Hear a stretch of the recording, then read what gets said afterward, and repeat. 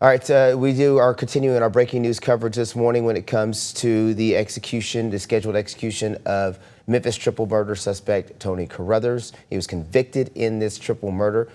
In just minutes, in the last few minutes, the execution was scheduled to take place. It is happening in Nashville at the Riverbend Maximum Security Institution in Nashville. We are waiting official word from the state on if that has actually taken place. It is a process. There's a process that happens when an execution goes through. It has to be the lethal injection process takes place, and then the death is declared, and then the state makes the announcement with the formal time and official time of death.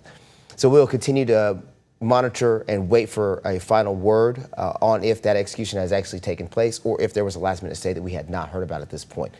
But we'll continue to follow that and get you updated on the case and keep you up to breath on what's happening at this moment and how we got here. Now, Carruthers was convicted in one of Memphis' most notorious murder cases. We're talking about the case in 1994, the killing of Marcellus Anderson, his mother, and Frederick Tucker as well. Their bodies were all found buried beneath a grave in South Memphis. We're going to continue our live team coverage with reaction from our reporters, as well as legal experts and families as well. Let's get you back into the timeline of events in case maybe you weren't here when this all happened or you've just heard of it. Back in February of '94, 3 people disappeared in Memphis. Then days later, investigators made a discovery at Rose Hill Cemetery in South Memphis. Excuse me. Prosecutors alleged that Marcellus Anderson, his mother, and Frederick Tucker were all kidnapped and buried in a grave beneath a casket that was actually prepared for another funeral. Investigators testified that some of those victims were still alive when they were actually buried. Tony Carruthers and his co-defendant James Montgomery were later convicted and then sentenced to death. Carruthers represented himself during portions of the trial after repeated disputes with attorneys.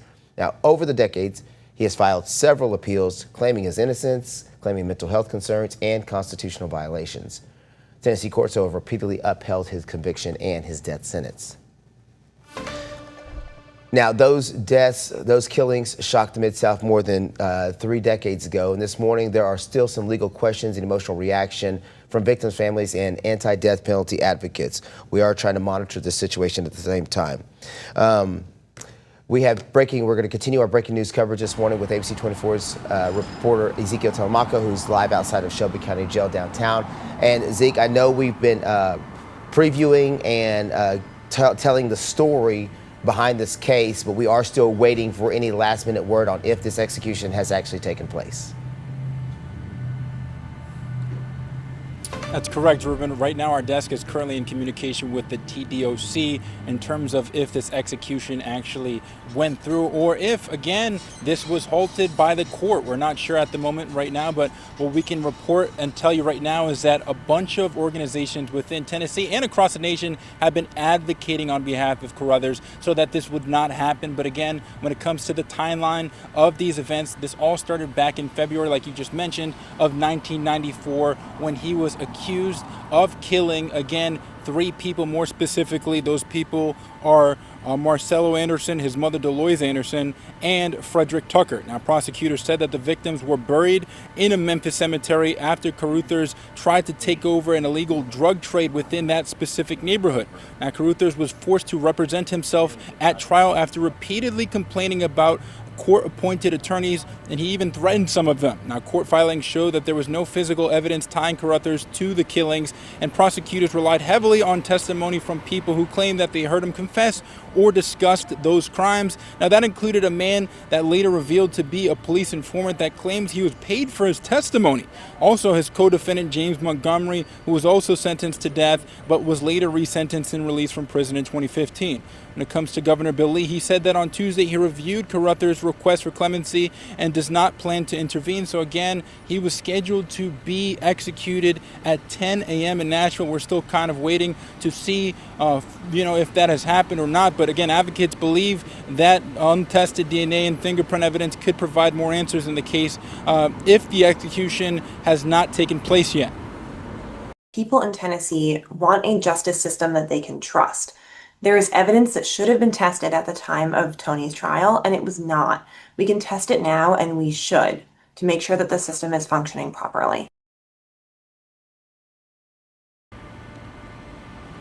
And when it comes to the Carruthers family, again, the execution was scheduled to be at 10 a.m. in Nashville, but they were pleading right before that for the state to delay this execution. The time was right to test those fingerprints and the DNA in 1994 when they discovered the bodies of Marcellus and Dolores and little Fred Tucker. The time was right to test the DNA during the trial in 1996 so that no one would have any ambiguity about what happened to Marcellus, Dolores, little Fred Tucker.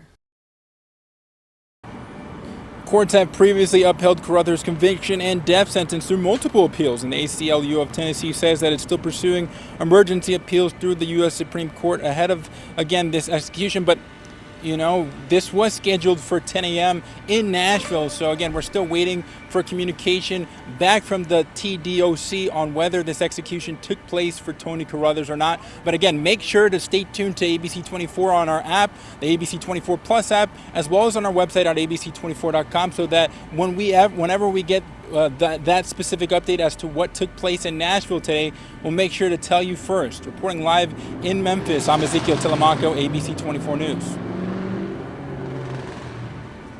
All right. Can I keep Ezekiel there for a second? And is he still available?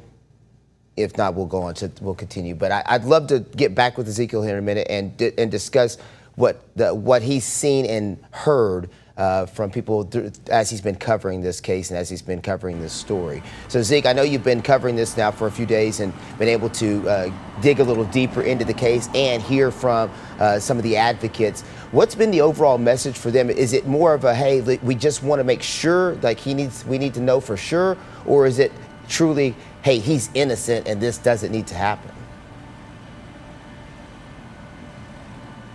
I think that a lot of people are just concerned about the DNA process. Again, they don't have any physical evidence that shows that he committed these 3 kidnappings and murders when it comes to what took place in that Memphis cemetery back in 1994. But what I could tell you more specifically is that they're advocating for additional fingerprint and DNA testings to take place before, again, the scheduled execution that, again, was scheduled at 10 a.m.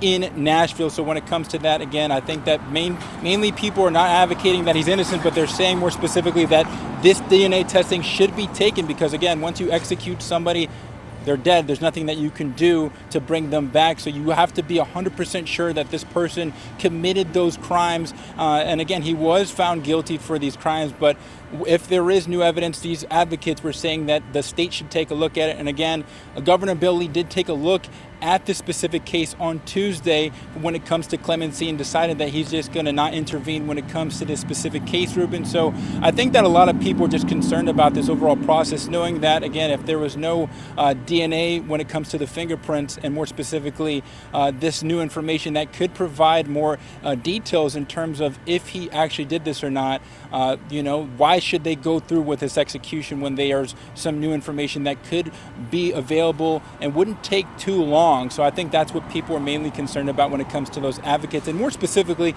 the ACLU, as you heard in those sound bites that we played for you earlier. But again, we're still waiting to confirm on whether or not this execution took place. It was scheduled to take place at 10 a.m. in Nashville. Again, we're still waiting for the response of the TDOC, and we'll make sure to bring that to you as soon as we can. Reporting live in Nashville, in Memphis, I'm Ezekiel Telemaco, ABC 24 News.